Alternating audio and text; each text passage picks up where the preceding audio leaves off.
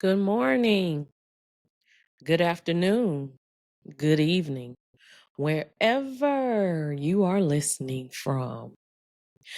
Did you miss me? Did you miss me? I hope you did. I miss you too. Man, last night with Courtney Renee was an experience. And we talked about so much. And I really encourage you to go on my Facebook page, which I'm going to share right now. You can follow me on Facebook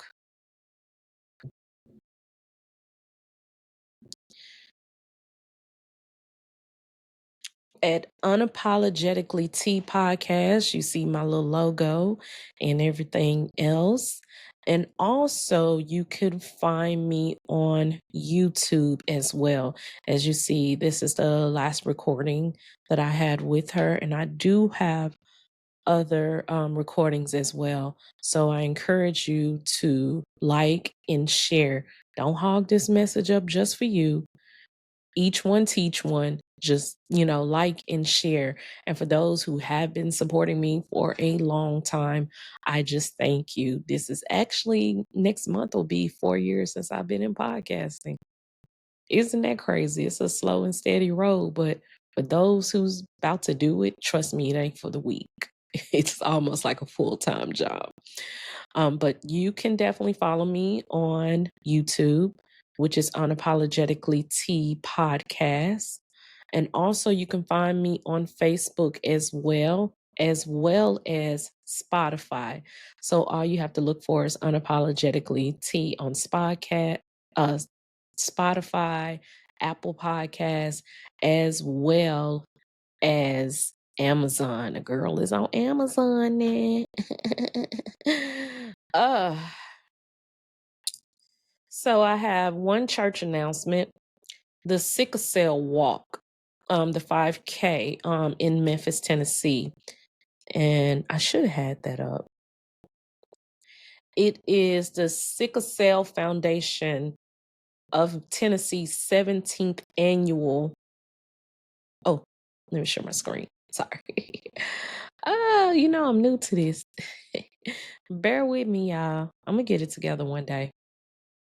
So, this is the Sickle Cell Foundation of Tennessee's 17th annual Mark Walden Memorial Walk and Fun. It's going to be at Sea Owl Park in Memphis, Tennessee. That's if you are in Memphis. It's if you go, just look it up on Google. I'm not good at directions. At September the 20th, 2025. And as you see, it's from 7:30 a.m. to 12 p.m. And to register for the run, it is $32.80. But if you would like to donate, please feel free to donate, because with everything that's going on as far as cuts in healthcare for people that has disabilities like myself, we really appreciate your donation. And also, if you can, in fact, I'm challenging you to donate to my girl Tabitha, who has been a sickle cell advocate for all these years. If you cannot make it, you can go to this site right here. And as you see up here where it says donate, you can donate right here, and you will see her name right over here. So make sure you guys get out there and donate. And if you can't donate, join me at the walk. I will be there. In fact, I got my gym clothes on because it's been 2 weeks since I worked out. Ew. So, yeah, that is all for church announcements. This is a special episode, and it's called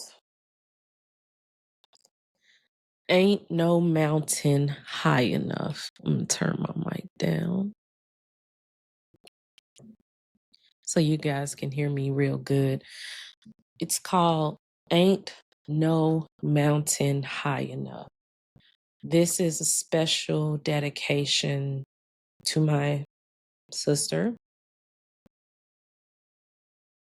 Natasha Danielle McCaster. Uh, on September 12th, she would have been 41 years old.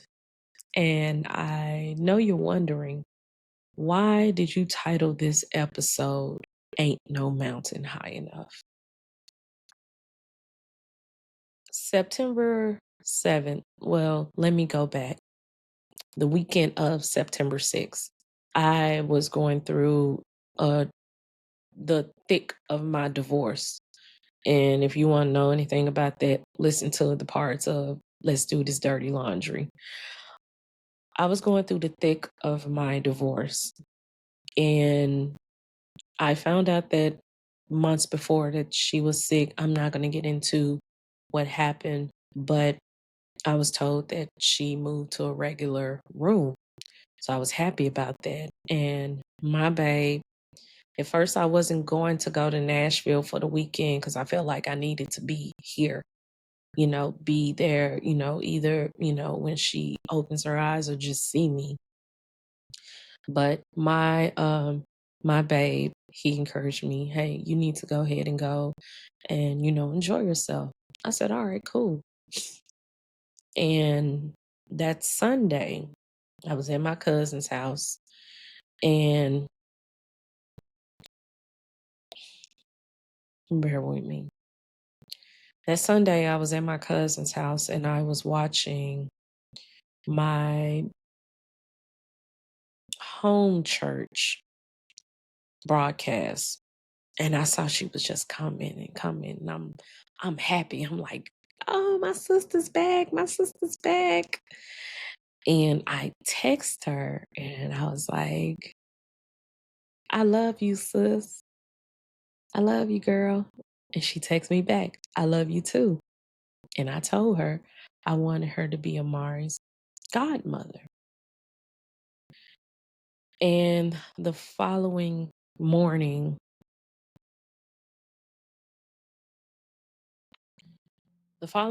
I was staying over a friend's house.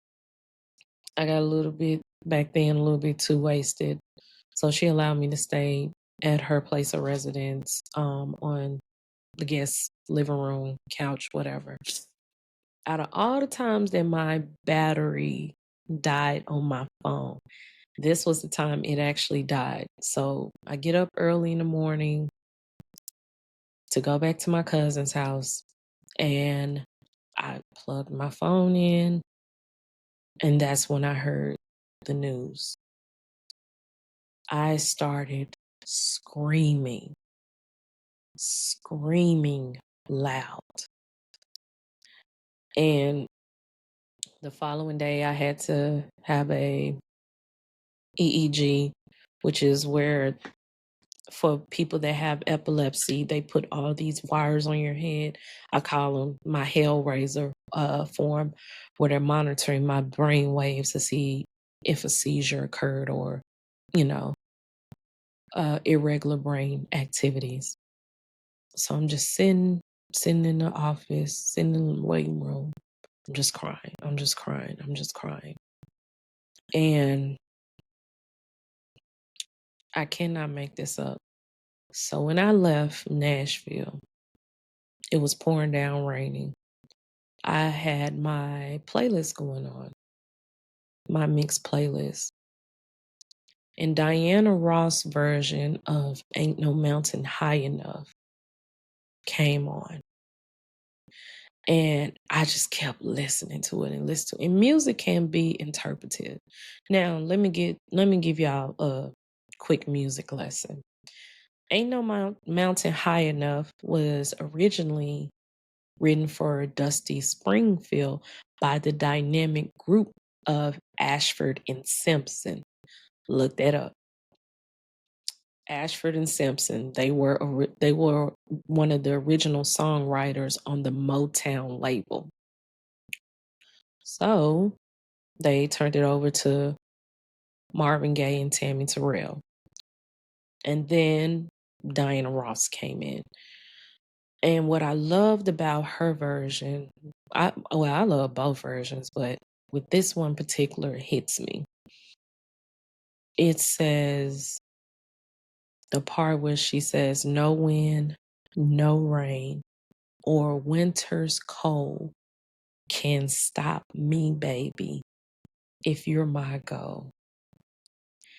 And she says, ain't no mountain high enough, ain't no valley low enough, ain't no river wide enough to keep me from you. And then she said, ain't no mountain high enough. Nothing can keep me from you.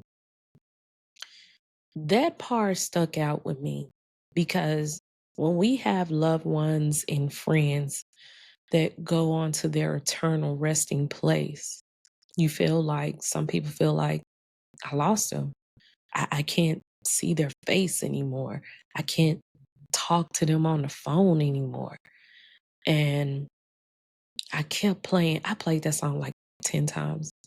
And it's ain't no mountain high. And I kept saying, ain't no mountain high enough. Ain't no valley low enough. Ain't no river wide enough to keep me from you.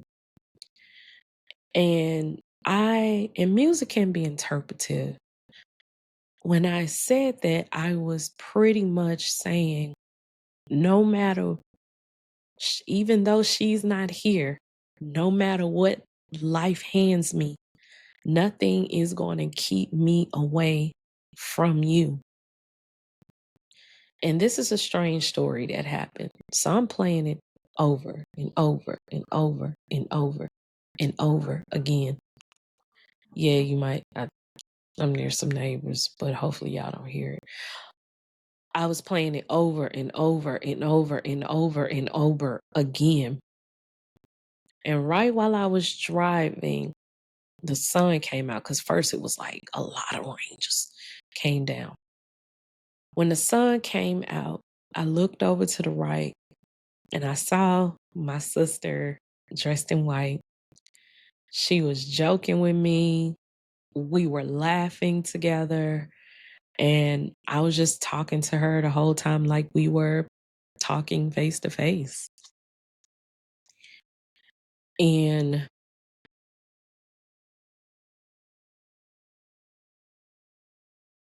it was hard. I didn't even want to go to the wake. My sister Kim Shantae, love you sis, said, hey, we got to be there for each other. I wasn't ready. I was not ready. As soon as I came into the funeral home, I just peeked around the corner and I just started bawling. Like, dang, this is for real. And had to mentally prepare myself for the funeral. I'm going to tell you what happened. If you haven't listened to my previous episodes, let me go back.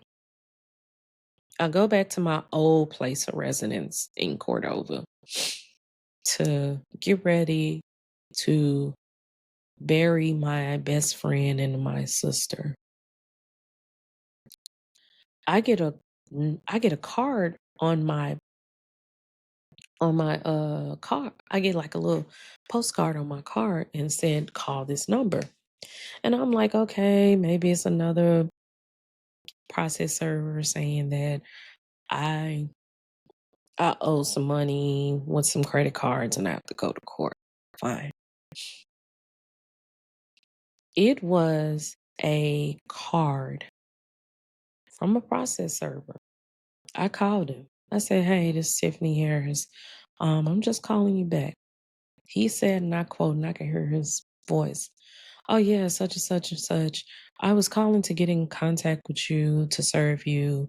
And I was like, serve me for what? And he was like, Bradley Harris filed for divorce. Imagine you're going through the toughest time of your life. I got this information literally an hour before I went to her funeral. And it's my podcast, and I'm going to say it. He got a special place in hell for that. A special place, VIP, reserved in hell. because I wouldn't do that. That's the most cruel thing to do to anybody. I don't care if I like you or not. If I was in a predicament like that, I wouldn't serve you on the day that you're about to bury your friend. But that's neither here nor there. But if I could say we met each other when we was at church. We were church girls, me, Tasha, Brittany, Brandy. All of us grew up in New Zion Missionary Baptist Church. And what I remember about Tasha, she stayed smiling. She was smiling. But if you made her mad, she was going to let you know. And you ain't going to like how she let you know you made her mad. So, and, we grew up and, we went through, changes of life. And so finally, when I first had Amari, she was like, "You better not come out that house." I'm like, "I gotta go." She like, "Nuh-uh, don't go out that house." So her mom and dad, Darlene and Al, came up to the hospital, gave me a gift, and I decided to leave church, to leave the house and go to church. When I say I got reprimanded so bad, and Tasha like, "What I tell you? What I tell you? What I tell you?" uh, but today, at first, I wasn't gonna do anything, but I just heard her voice like, "Hey, you got your podcast up, you got your equipment, go ahead and do what you do." And we became the best of friends. We always been the best of friends, but our bond grew deeper around. And like I said, this is one of the things that I hate about epilepsy is memory loss. And bear with me. I remember when she invited me to her housewarming and I was put on the spot to sing. And from there we just got closer and closer, and we formed a sisterly bond. And I could always go to her place, whether I was dealing with that person or if and I just need to get away. She only stayed about, I would say, a good 15 minutes from where I used to stay at. And we always used to have our little days that we'll go out Saturday. Either we go out or we kick it at her house. And she had a 5 bar. Like, she had an actual bar. I'm like, okay. Talk mess, talk about her. I ain't gonna even say relationship, but I'm gonna circle back around that. And I remember both of us was in grad school at the time. I think she was starting to, no, I think we finished around the same time. She was in grad school. And it's so funny, me being a journalist, everybody wants me to write their paper. And it's cool. I like writing, but papers, not so much. So I can laugh about this memory. I'm doing more laughing than crying because usually I cry. This one particular memory, she called me and she said, hey sis, what you doing? I'm like, I'm not doing anything. And she like, okay, I gotta write my paper. Can you help me write my paper? I said, all right, cool. And usually, at that time, I brung a bottle because that was just me not to go over somebody's house and not bring anything. Mm. I like, all right, cool. So she had the she had the laptop up and I'm reading through her paper. I was like, girl, you sound so disinterested in this. She said, cause I am. She was like, I am. I was like, and I couldn't hardly get through the paper without laughing. Cause she was like, okay, what I supposed to do here? I don't I don't need to tell that. So I helped her fluff the paper. And strange enough, I still have her paper in my email. But she got her master's, and at that time, it was during the pandemic. So, uh,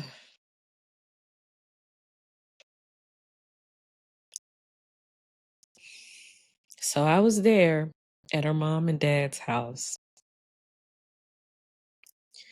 and I saw her dressed up in her cap and gown and posing with her degree.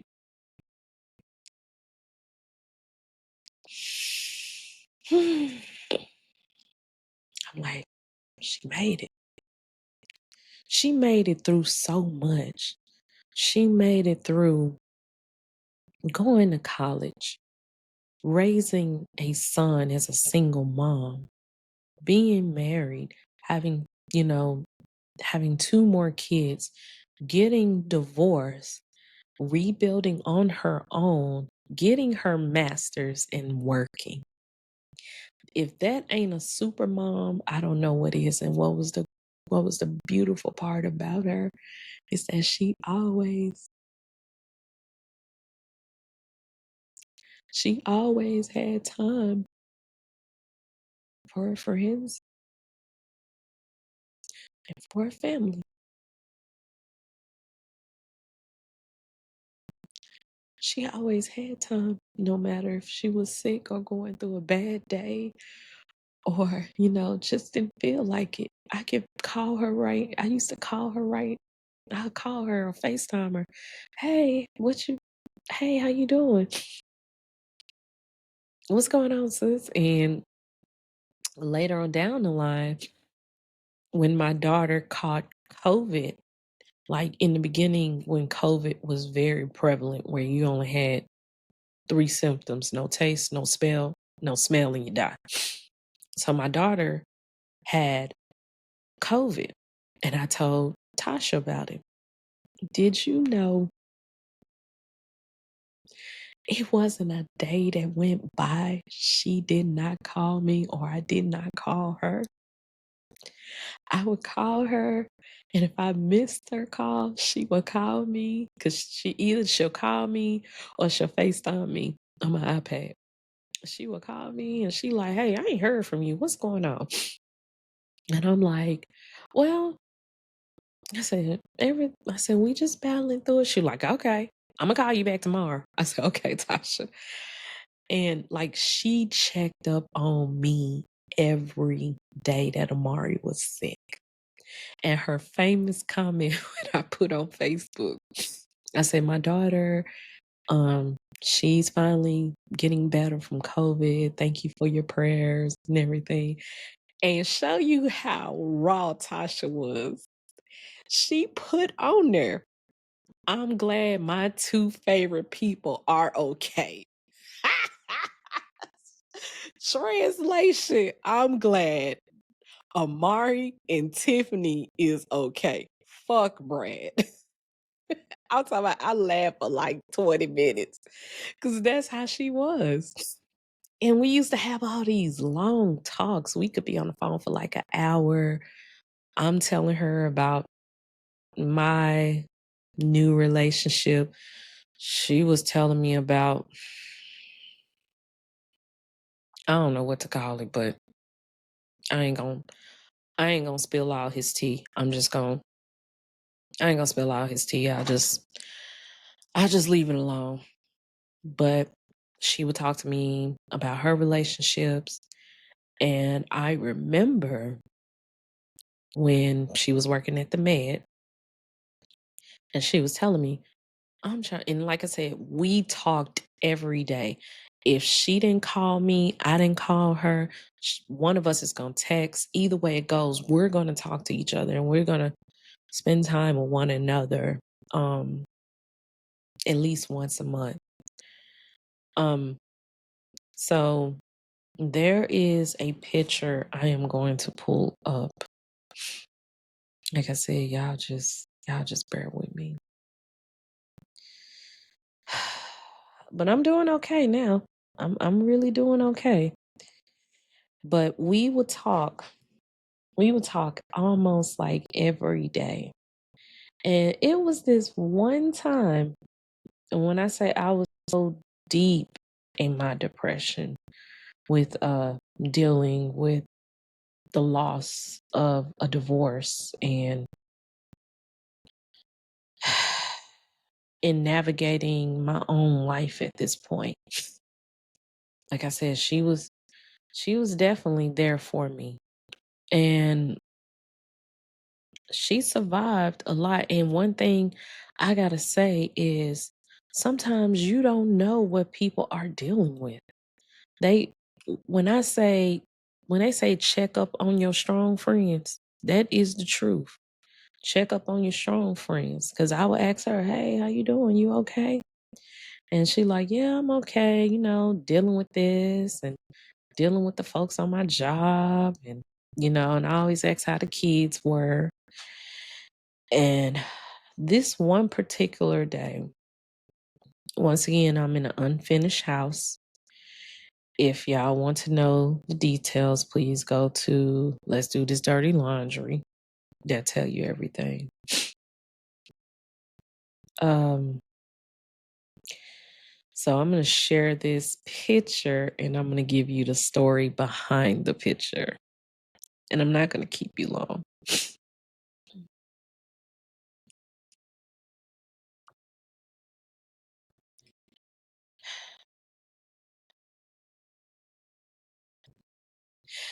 So this picture here was when she called me and she was like, Tiff, what you doing? I'm like, I ain't really doing anything at that time. I ain't really have a job or a source of income. She was like, all right, we gonna go to brunch. It's on me and we gonna kick it. I said, all right, cool. So we at brunch. We kicking it with her other friend, Kay, because it was her birthday and everything. And some of the stuff that she said, I was hollering. So I said, girl, we got to take a picture. And she was like, all right, cool. We gonna take a picture. So we snapped up this picture and it's the same picture I have on my wall right now. But if you want to see, this is Tasha right here. I don't know what joke she said. We was about to take a picture. I forgot what joke she was saying. And as you see, she's snickling, I'm snickling, I'm just rolling over laughing, laughing my butt off.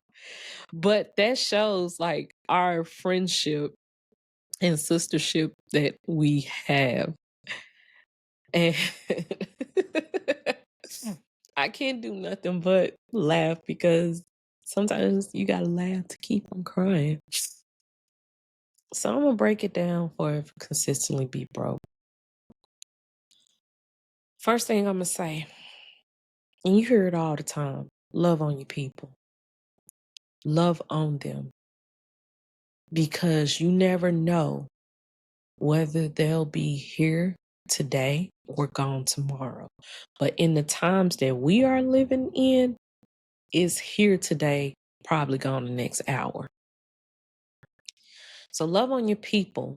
And I mean your close people. If you have a feeling like, ooh, I ain't heard from this person, let me text them or let me call them. Send a simple text. Hey, I was just checking up on you. You was on my mind. You know how much that meant to me when I was going through my darkest times? People checking up on me and say, hey, yeah, you was in my spirit. I just want to check on you. So love on them. Not no fake synthetic love. I mean really love on them. That's one thing I can give you. Number two,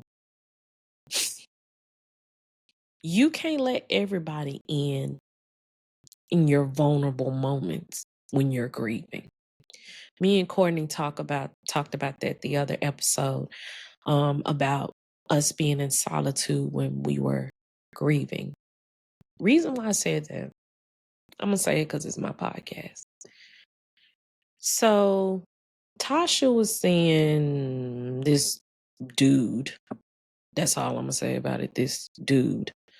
I ain't gonna get into the ins and out of whatever they had. That's between him and my sister.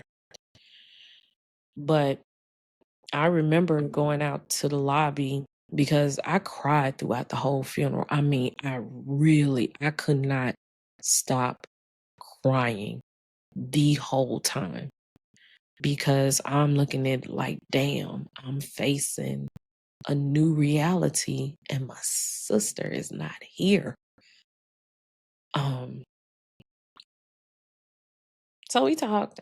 He gave me his number, and we were just texting back and forth. And I'm thinking that okay, he's he's being genuine and checking up on me and making sure I'm okay. Because when I saw him in the lobby, we just embraced each other. At first, I didn't have jack or nor shit to do with him because he did some real foul shit. And for those who know me and know who I'm talking about, tell me if I'm lying. But I hope, pray to God that he has changed. Um, so we're texting back and forth. He's checking on me. I'm checking on him. Now, I need to remind you, he knows that I am in a full-fledged relationship. And he tried to make a pass at me. And I'm like, bruh, nah. Ain't no way in hell I would ever get with you. You can be the last man on earth. I will be okay by myself. So I felt like at that time he was taking advantage of me being at a vulnerable point. And when I told my babe about the situation, he up and, disappeared. But you got to be careful who you let in during the time that you grieve, because not everybody has the best intentions. It's folks that want to see if they can take advantage of you. It's folks that want to see if they can manipulate you, or is it folks that want to see what tea you spilling out? Don't allow people during those vulnerable moments to take advantage of you. See the forest through the trees. I may have said that wrong. So don't allow people to take advantage of you in your vulnerable moment. And the next point, and it will be my final point, the next point is speak life into people. We are in a day and age where is so much hatred. People are divided like no other, whether it's political views or gender or, economic status or even race and age gap. We are so divided, but we can speak life into people. And the reason why I said that, because she spoke life unto me in the midst of my divorce, where I felt like I couldn't make it. She was like, sis, you stronger than that. You gonna be fine. Baby girl gonna be fine. Baby girl gonna be fine. You gonna get through this, sis. You gonna get through this. And I told her, look, I'm not strong enough. You can get through this. And looking back at it now and where I'm at right now, I didn't estimate my worth. I didn't know what my worth was. But she saw that. She saw that. So I'm encouraging you out there in a world full of hate. Speak life into people. Say, hey, you're doing good. You can make it through this. This is a vision you want to do. Go right ahead. I'm going to be your biggest cheerleader. I love you. And please don't use those 3 words lightly. Let me give you a tip. If I say I love you, I mean I really love you. If I say I got love for you, that's different. I I got love for you. Me, I got nothing but love for you, babe. That. But say I love you. Look, I appreciate you. You inspired me to do this. So I'm encouraging you in the spirit of my dear sister, Natasha Danielle McCaster. Speak life into people's lives. So that does it for now as far as my episode. But I want to say to my homegirls, Kim, Brittany, Brandy, we all gonna get through this. It's hard. It's been a hard 4 years. It really has. But we are sisters. We're gonna get through this. And one of her last things that I talked to her about was she wanted all of us to come together.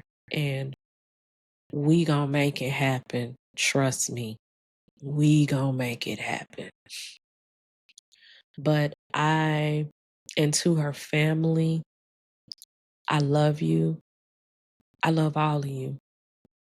Like, y'all my adopted family now. Well, yeah, y'all my adopted family now. To her children, I love you as well. And I see your mom through each and every one of you. And continue to make her vision, her dreams, whatever she spoke upon you, a reality. And I'm going to close this out to my girl, Tasha. Happy birthday. I miss you so much. Thank you for loving on me when I needed the most. Thank you for praying for me when I couldn't pray for myself.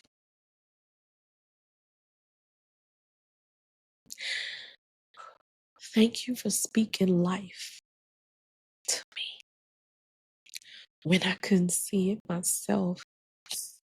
I know you are proud of me where I'm at right now because you saw it. I know you proud of baby girl being in college. And everywhere I go, anytime I get on this mic or that camera, I'm taking you with me. I am my sister's keeper. So that's all the time we have for Unapologetically Tea. And I usually end my podcast with, you have the right to tell your story. Don't give anyone the right to tell it for you. I'm going to end it with, no wind, no rain, or winter's cold can stop me. If you're my goal, ain't no mountain high enough, ain't no valley low enough.